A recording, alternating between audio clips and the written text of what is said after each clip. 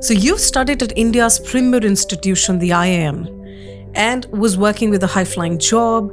Then why quit?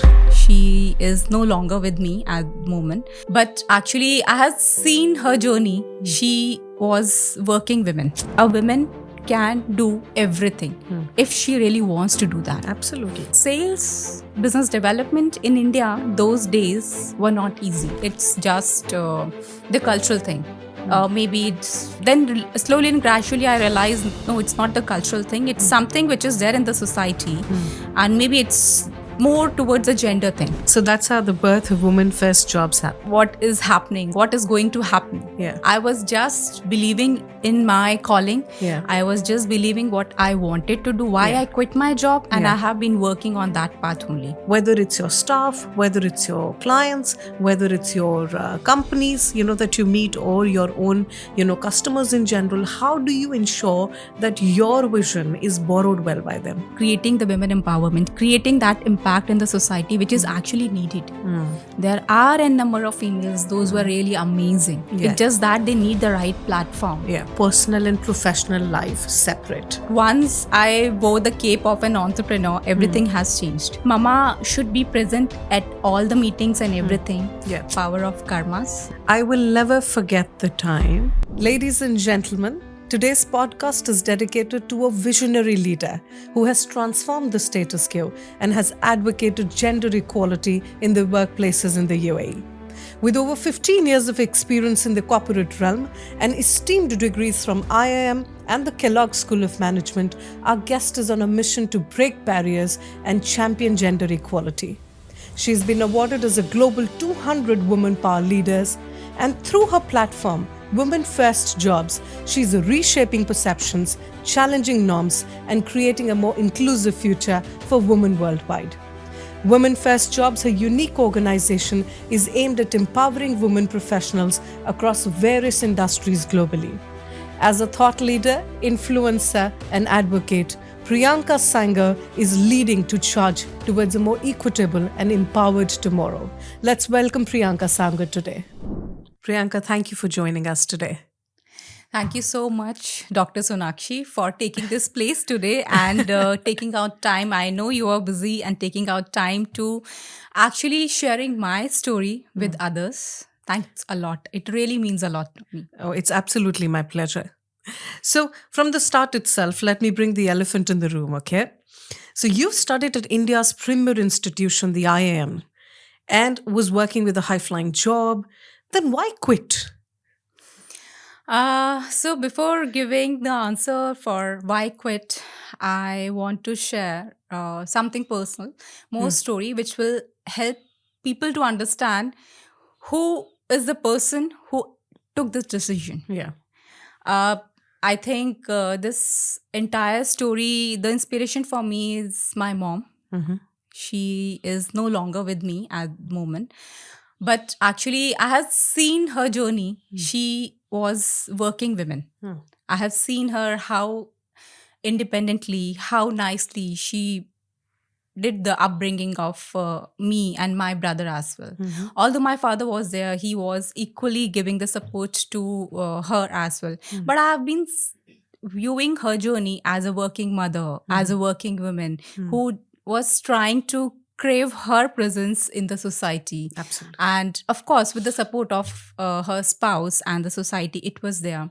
But the decision which she took to being, she wanted to stood on her feet. She wanted to prove herself. She wanted to raise the kids as well. She really wanted to be financially independent. So that image was always there in my mind that a woman can do everything if she really wants to do that. Absolutely. Of course, the support from the family and spouse is really very important. That the ecosystem should be there. But if you have decided something to do something in your life, no one can stop you. And I have been seeing that journey throughout my life. So with that image in my mind, I started the journey of sales and business development, almost 16 years. And sales, business development in India those days were not easy. First of all, to create your own mark in the society, people take you in a different way actually. It wasn't easy. But I proved myself. I think I was one of the best performer That's excellent. amongst the male colleague. And I was the one single girl, I mean, like, who actually took the sales and proved herself. So I always felt that whatever is there in your mind, work on it. And then I think nothing can stop you. So with that mindset, I have been growing and stepping up on the career ladders, everything, proving myself. But few incidents, I would say, happened which really changed my mindset as well. Initially, I just thought maybe it's just the cultural thing.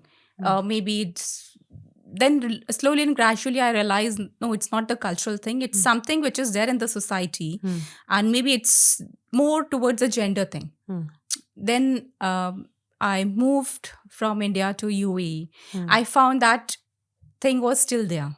Although I was really happy in my career, I was working good. I was getting paid well. Everything was fine. But then I felt that those things were not really fulfilling for me. I wasn't feeling great. I was happy. I was financially independent. But if you'll say that the calling was something else, I found there was a gap in the market. There were females, those who were struggling. I discussed with so many other females as well. I found there is a gap in the market. People really want to do something, but from where to start and how to do it, that was again a question mark. There were so many females who were struggling through the pay parity, gender disparity. Those things were there. And even I faced such struggles. Like when I got married, the first question which came to my, I really do not want to take the names, but those questions I really faced, that will you be able to manage your work and your personal life? But I proved myself with the flying colors. Yes. But when I discuss such stories with the females, my friends and colleagues, I found that I wasn't alone. They were also struggling with the same questions, same question marks, same taboos were there. So I thought, gap is there. Yeah. Let's address it. Yeah. And we'll see whatever will happen. Let me take this first step. So that was the reason I quit my job intentionally, because I didn't know what is going to happen, from where I will start, what will happen. Even the name Women First Jobs wasn't there in my mind. It was just that I wanted to do something for females, those who are struggling with these issues. How? I'll figure it out. So with that thought, I just quit my job and started the journey of Women First Jobs. Yeah. So that's how the birth of Women First Jobs happened, is it? Absolutely. Yeah. So it's wonderful that you identified a particular gap and you capitalized on it and you had a vision towards it. However, as a layman, I want to understand, what are the biggest challenges that you faced while you were running this company, or you started this company? What were the few challenges that came your way? See, Sonakshi, being an entrepreneur, it's another different ballgame. When you are working as an employee, this is a structure which has been set by the organization. You just have to follow. These are step 1, 2, 3, which has already been set for you. And you just have to perform and show the work. That's it. But when you start something from scratch, being an entrepreneur, entire picture changes. So this is what is happening with me as well. When I started my entrepreneur journey, I think I wasn't aware what is happening, what is going to happen. I was just believing in my calling. I was just believing what I wanted to do, why I quit my job, and I have been working on that path only. That's wonderful. Of course, n number of challenges I faced.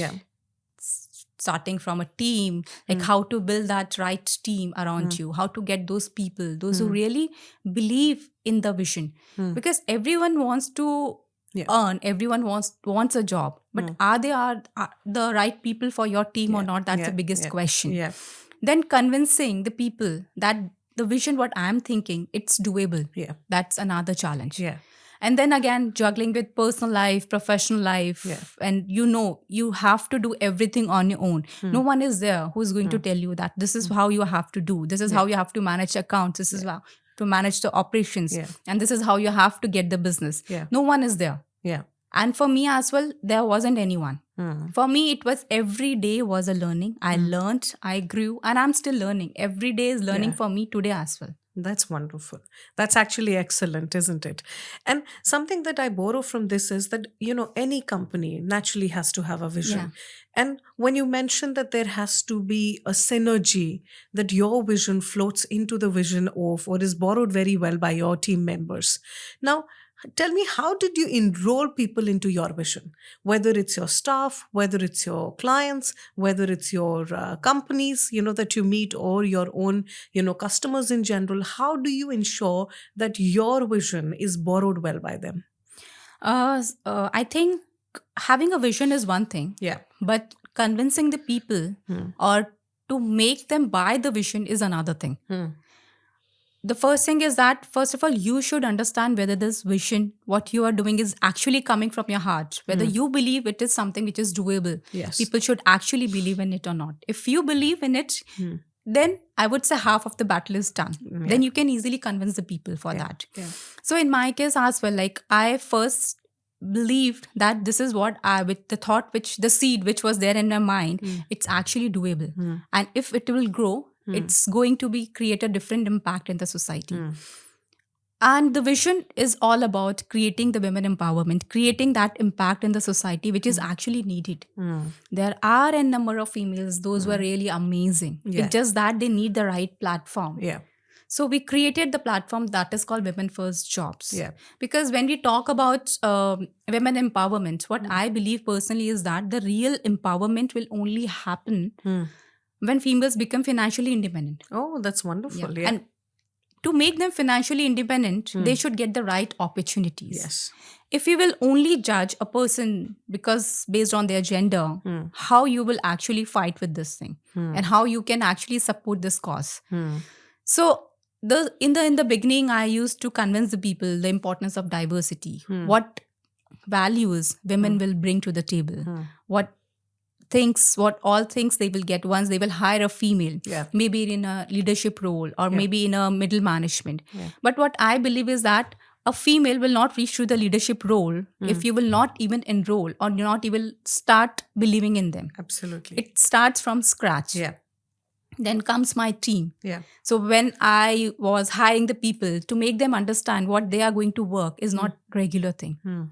It is something bigger. Yeah. It's going to create an impact. You are not working for an organization just like that. It's an organization which is actually working towards a cause, which is actually bringing a social impact in the society. Yes. People talk about it, but you are the one who are going to do it. Absolutely. It's not going to be easy in any way. And it is still not easy to convince the people to actually buy this concept and everything. But they are doing it. We are doing it. Yes. And this is how we are convincing the people in this vision. That's wonderful. Sitting at a distance from you, I can almost sense the passion at which you open this, organization and the employees that you have. And I have met some of your employees, female employees as well. They're wonderful, and I understand that. I understand they borrow your vision and they're literally living it through. So it's wonderful to see that. Having said that, now, your whole portfolio is working towards women, for women. Right. You yourself are a very strong woman yourself. So what I wish to understand is, how do you keep your personal and professional life separate? And I think that's a bigger challenge that most people face, because it's not easy to be a wife, it's not easy to be a daughter, it's not easy to be an entrepreneur who's a working lady, So there are so many roles that you balance. How do you ensure that your personal and professional life is well maintained? See, Sonakshi, if we'll talk about balance, I don't think so there is anything called balance in the life of an entrepreneur. And this is what I have learned. When I was working for an organization, I always think that there should be perfect balance. Now it's Saturdays, Sundays, I should give time to my family. Now it's weekdays, I have to give time to my organization. But once I wore the cape of an entrepreneur, everything has changed. And now I see where I can prioritize or where I can actually give my presence where they need the most. There are the days when the parents-teacher meetings are there and my kids need me more. So I always there. I always try that somebody else will come and pitch in for me for my clients and my work front. But when there are the days when my team needs me more, or there is any meeting where my presence is important, I always there. And my kids, they understand this thing very well. My 9 years old, she talks about women empowerment a lot. Oh, that's wonderful. Because she understands, she has been seeing me the entire journey. She knows how important it is. And what I'm doing is something really important and meaningful. So they do not expect that mama should be present at all the meetings and everything. Yeah. Even the biggest support, by the God grace, I would say my spouse. Yes. He always understands Yeah. when and where I should be present. Yeah. And he keeps on telling me this thing, you cannot be everywhere. Yeah. And you cannot make everyone happy. Yeah. The first thing which you have to choose is to balance the thing, and you have to choose where you need to be at what moment. Yeah. Yeah. So if I'm busy at my professional front, he's always there to support the kids. I think there isn't any parents-teacher meeting or any activity or any event we left where we were not there for them. That's wonderful. If I'm not there, my husband is always there. Yeah. So this is how we are balancing the things based on the priorities of the things. There are the weekends where I have to work. Yeah. There are the weekends, or maybe there are the weekdays when I have time. So I prefer to give time to my kids. So this is how I'm trying to balance out the things. That's actually excellent. And I think that, my takeaway from that answer is that besides the fact that prioritizing your work is important, choosing the right spouse is equally important, isn't Absolutely. it? Absolutely. Because I know your spouse, personally and professionally as well. And he's a wonderful person. Thank you so much. You're both very lucky to have each other, by the way. Okay, at this note, I'm going to get into some random questions, okay? So I'll put you on the hot seat and then we'll come back to and continue our questioning. So, very quickly, a fictional character you relate to. Okay, so as you know me, I don't believe in fictions and all. But there are few characters which I have been hearing a lot from my daughter only. Yeah. And I think she has read all the Harry Potter series and all. Yeah. So I would say Hermione is a character which I can relate with her, because I think she's the one who takes a stand for what is wrong, what is right. Yeah. She speaks her mind. And this is what I am. I speak my mind. Yeah. I stand which is right, which is wrong. Yeah. And if something which I cannot relate with, I just take a step back. That's excellent. And your most random skill is? Okay. So the most random skill is solving the Sudokus and the crosswords. Oh, you enjoy those. I love those. And I think whenever I feel stress or anything, whenever I get a little time, I always try to solve the crosswords and the Sudokus and puzzles. I love those. Okay. Yeah. And a food item that you relate to? Oh. Okay, this is a tough one. Food item. Maybe bhel puri. Oh, that's nice, is it? Little bit of spice, little bit of sweetness. Yeah. And that quite personifies you as well, isn't it? And what, according to you, makes a great working relationship? Okay, so for me, the great working relationship is that taking the accountability and creating that space for each other. If you know this is what I'm entitled to do, do your things and just leave it rest. And then the space is when the space is there, the trust is there. So I think that trust factor is very important in any working relationship. That's wonderful. Are you spiritual or are you religious? I'm a spiritual person. Yeah. I'm not that person who spend a lot of time in front of the God, but I believe in the power of karmas. Oh, that's wonderful. So I think, and I'm an ardent believer in power of karmas. I think do your best and leave rest to God. To God.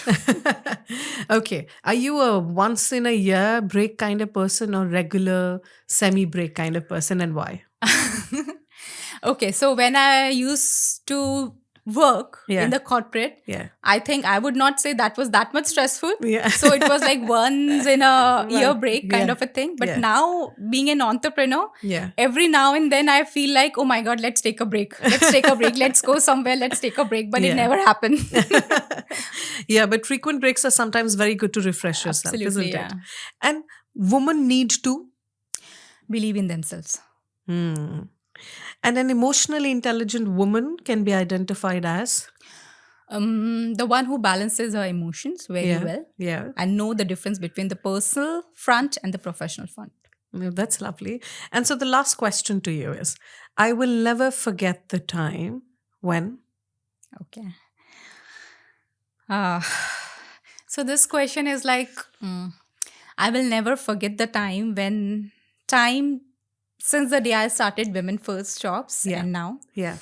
I think that was the time which gave me or still giving me the maximum learnings.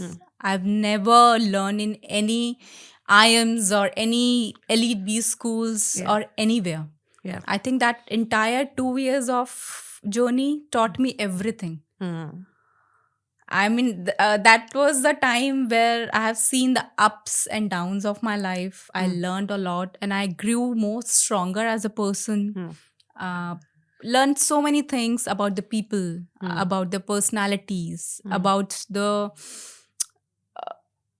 different traits of people as Yeah. well. Yeah. And that time actually, like, I will never ever forget in my life.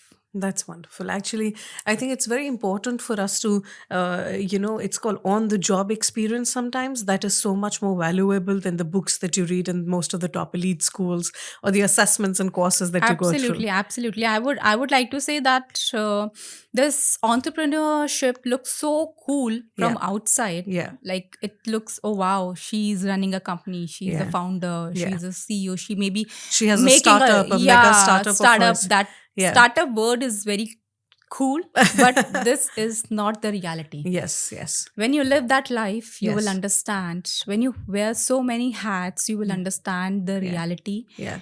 how the person has been going through. Yes. Being an accountant, being a finance person, being the HR, operations, marketing, everything. And Yeah. then you have to manage the family as well. Hmm. When you don't give the time to your kids, that mother guilt is there. Yeah. When you don't give time to your spouse, you still feel, oh my God, Yeah. am I a good wife? So that this entire entrepreneurship phase is entirely different. There were the days when I couldn't even sleep when I started this journey of Women First Jobs.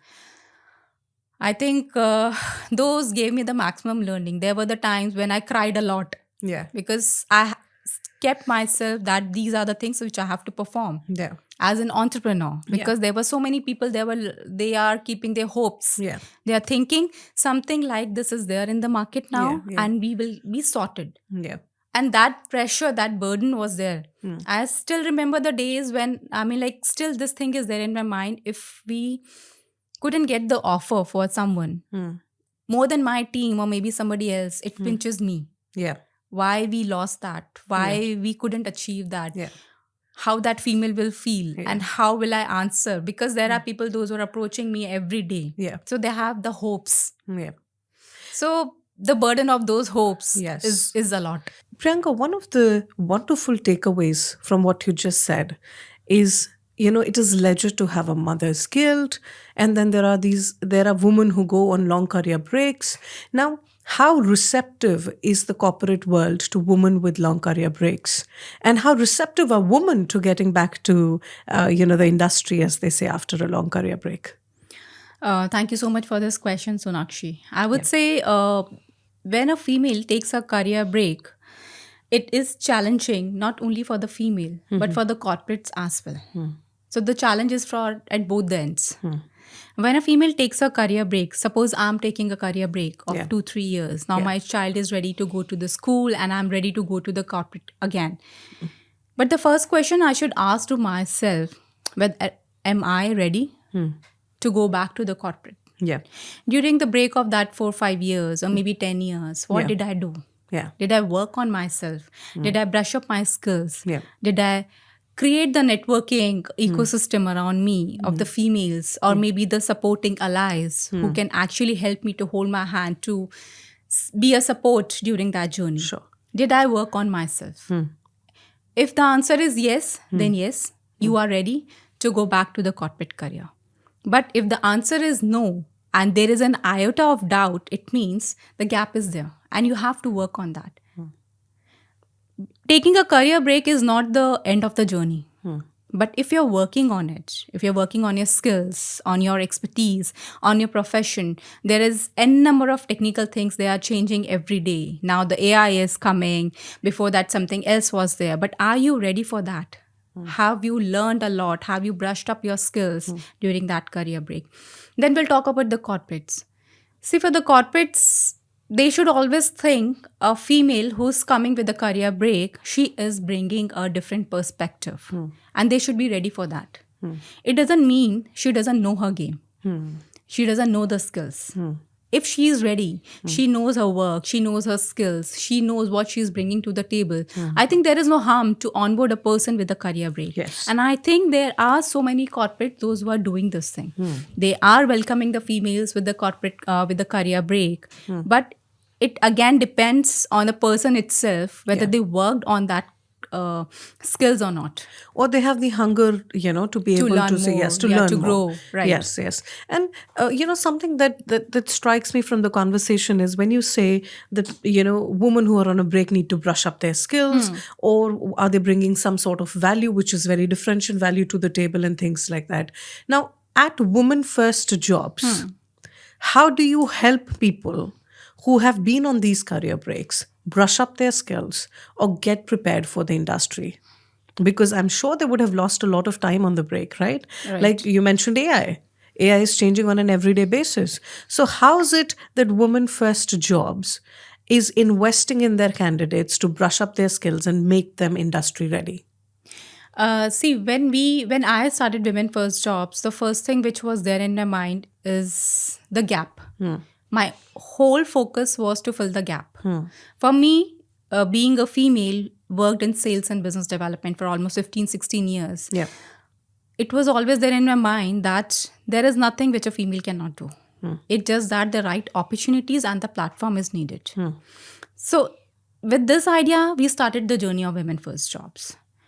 We wanted to create a kind of tech platform as well as a support system, or the ecosystem, I would say, for the females where they feel safe. They can understand that something is there for them which can support them in their corporate journey. Every day we get n number of responses and applications. And to be very honest with you, it's not easy to help each one of them because it's again a game of demand and supply. Yeah. We know there are females, those are really very talented. Yes. But the corporate should also ready to onboard that many numbers of females. Yes.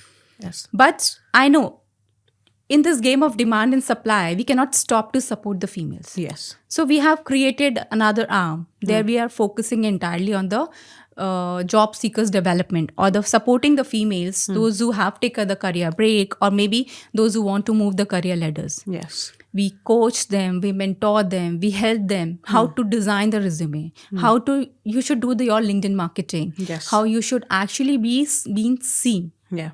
Various courses are there. We recently launched our own community called Her Growth, where we actually supporting the females, dedicated for the females. They can actually learn a lot because getting a job is one thing, but when you cannot survive on that job, everything has failed. So the survival and the thriving is very important, and that will only come when the correct guidance and the mentorship is there. So this is a kind of for me, it's social impact project where not only we are helping the females to become the financially independent, we are also making them to thrive in their roles. Yeah. So this is the entire vision or mission of Women First Jobs. That's excellent. So besides the fact that you're onboarding them, you're also making them or giving them some sustainable, empowering skills. So they're able to maintain their jobs and they're able to perform, even thrive, as you said. Right. Yeah. And therefore, Priyanka, your story is always so inspirational. That's how I always look up to you, because you have an end-to-end service that you're providing and ensuring that every woman gets an equal opportunity. Having said that, I'll take you to my last question, though believe me, I want to continue this conversation as much as we can. But my last question is, personally, professionally, socially, what keeps you motivated each day, to be out there and working and performing and thriving yourself? For me, the biggest motivation is the name in itself, Women First Jobs. I think this name is is the mission. This is what I'm living at the moment. The moment I get up in the morning, the first thing which comes to my mind is that how many females we are going to empower today. Yeah. For me, the definition of empowerment is not how many job offers we are going to get for them. It also starts with the counseling. It also starts with the support they need. Are we listening to them? Are we replying back to them? Are we actually supporting in any sort of thing? This is the biggest motivation for me. And then comes my family. My kids, my spouse, they are the one who supports me every day. They are the biggest motivation, as well as the females those who are working with me. They leave their kids at the home, they come, they work, because they all are living for the vision which is there, which is women empowerment. Yes. Giving more and more equal opportunities for the female. Yeah. So I think when I left my job, the journey, why I quit my job, that is the biggest motivation, why I did it. And I believe that, I don't know, I really don't want to boast about it, but I feel every day, and I say this thing to my husband as well, I think God has chosen me and God has seen that she's the one who can manage this thing very well. And I think this is what I'm doing. This thing is always there in my mind that He has chosen me for something special, and this is what I'm doing. No, we also believe, Priyanka, that you're the chosen and blessed one in this case. And Women First Jobs and yourself will leave a huge legacy in the future as well. Thank you so much for joining us today, Priyanka. Your story is inspirational, and it definitely benefits each woman out there who's going to listen to this podcast today. Thank you so much, Dr. Sonakshi, for taking out time, because I have been getting this question, why Women First Jobs? Why did you start this journey? What is the story behind it? But I wasn't getting a person who can actually bring the best out of me, and I think you were the one. Thank you. Thank you so much for taking out time. Thank you for giving me the opportunity.